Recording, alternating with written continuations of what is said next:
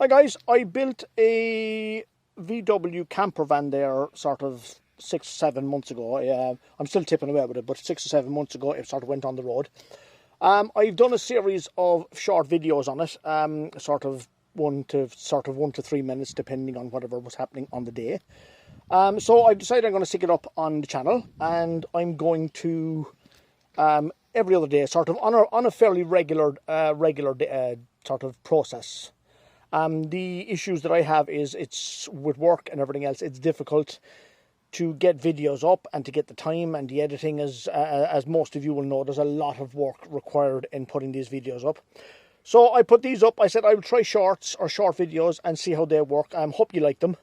There'll be other content coming up as well, because I'm still working away on the Harley. I'm still working away on the Goosewing sidecar bike. So there's a lot going on. And I've kind of spread myself pretty thin, because as you can see, I'm sort of full-time painting as well. So it's a busy life.